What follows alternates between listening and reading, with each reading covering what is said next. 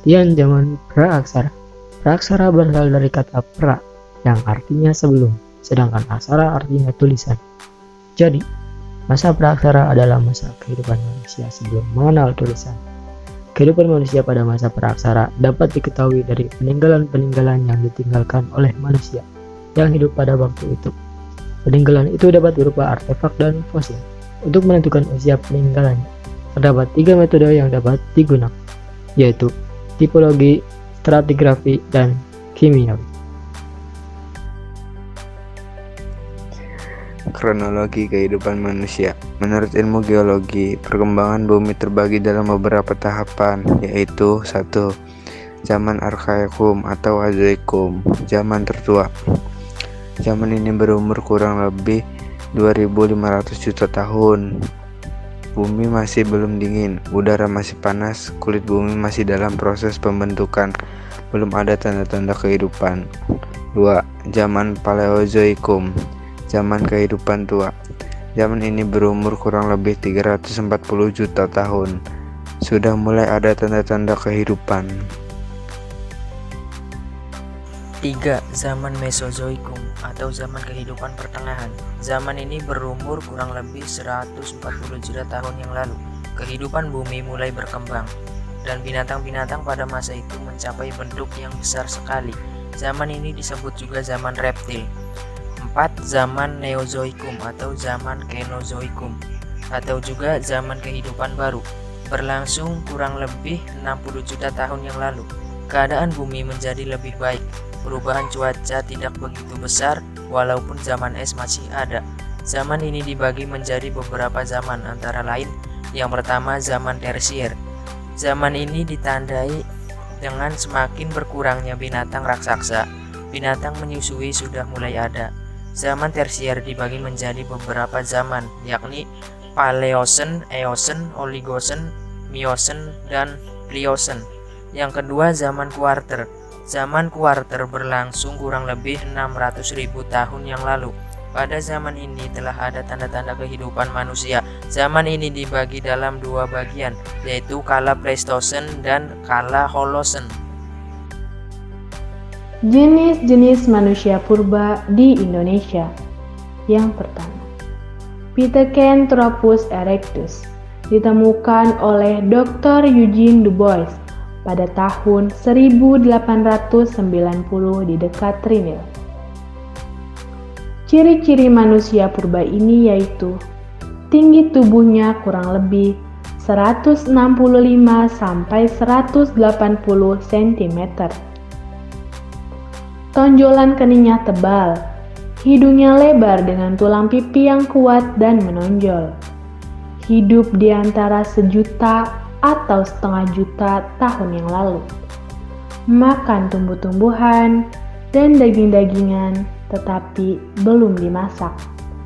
Yang kedua, Meganthropus paleogenicus ditemukan oleh von Koningswald di daerah Sangiran pada tahun 1941. Menemukan sebagian tulang rahang bawah yang jauh lebih besar dan kuat daripada rahang Pithecanthropus. Geraham-gerahamnya menunjukkan corak-corak kemanusiaan, tetapi banyak pula sifat keraknya. Ciri-ciri manusia purba ini memiliki badan yang tegap serta memiliki rahang yang besar dan kuat. Memakan tumbuh-tumbuhan, umbi-umbian, serta buah-buahan.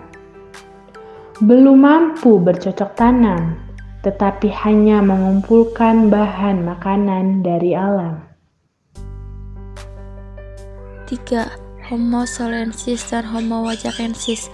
Von Koenigswald dan Weidenreich menemukan kembali 11 fosil tengkorak pada tahun 1931 sampai 1934 di dekat Desa Ngandong, Lembah Bengawan, Solo.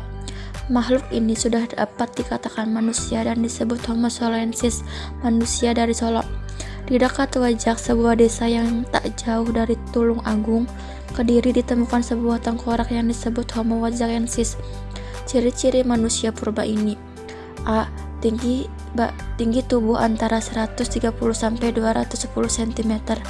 B. Berat badan kurang lebih 30 sampai 150 kg. C. Otak lebih besar daripada Meganthropus dan Pithecanthropus. D. Otot tengkuk mengalami penyusutan. E. Dahi masih menonjol. F. Berdiri tegak dan berjalan lebih sempurna. 4. Homo floresiensis ditemukan di Gua Liang Bua, Flores, NTT pada tahun 2003. Fosil ditemukan oleh tim peneliti gabungan Indonesia dan Australia. Ciri-ciri manusia purba ini: A. Tinggi badan 100 sampai 145 cm. B. Tulang dahi rendah. C. Tidak berdagu. D. Memiliki volume otak kurang lebih 380 sampai 450 cc.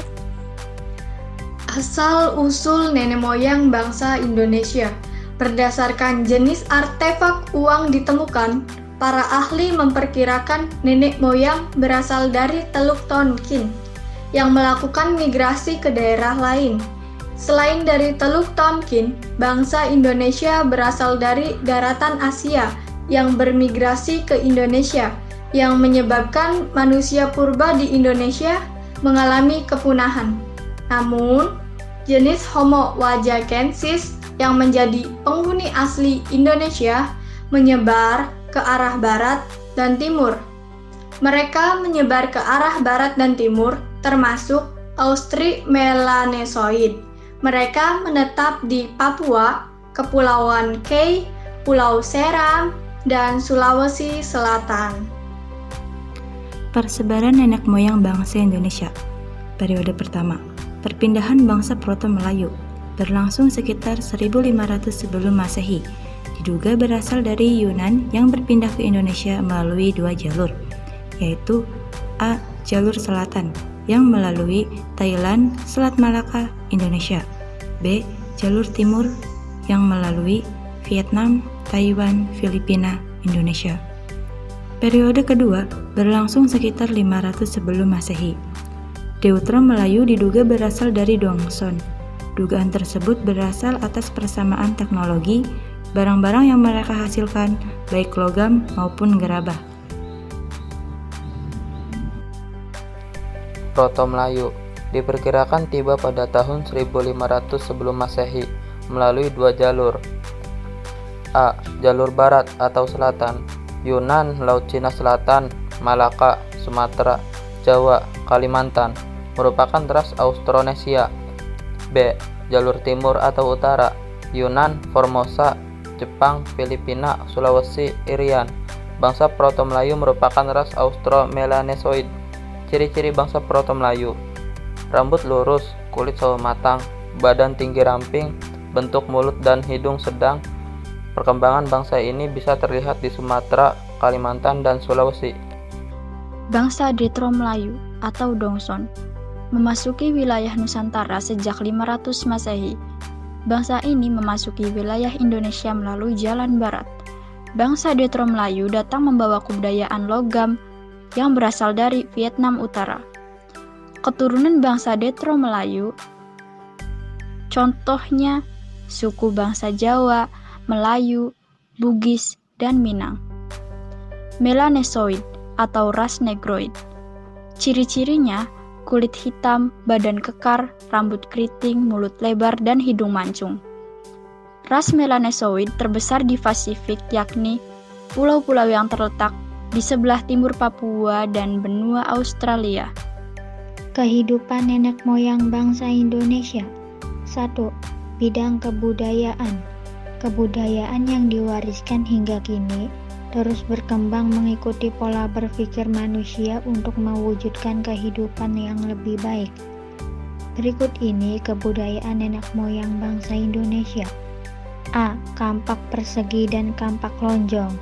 B. Kebudayaan perunggu dan kebudayaan megalitikum. 2. Bidang ekonomi. Sistem bersawah dilakukan nenek moyang bangsa Indonesia dengan mencari tempat tinggal di sepanjang aliran sungai untuk tetap mengolah sawah. Dari sistem bersawah itulah, nenek moyang bangsa Indonesia mulai mampu mengatur tata irigasi dengan cara sederhana. Ketiga, bidang kepercayaan. Nenek moyang bangsa Indonesia menganut kepercayaan animisme dan dinamisme. Nenek moyang Indonesia sebagai masyarakat religius dapat dilihat dari peninggalan-peninggalan bangunan megalitikum yang ditentukan seperti punden, barudak, dan menhir. 4. Masyarakat seni. Hal tersebut dibuktikan dengan kepandaiannya dalam membuat boneka wayang, gamelan, seni batik, dan lainnya. Adapun kepandaian nenek moyang bangsa Indonesia lainnya diantaranya pandai berlayar, pandai bersawah, mengenal astronomi, mengatur masyarakat, mengenal macapat, pandai membuat dari logam, pandai berdagang,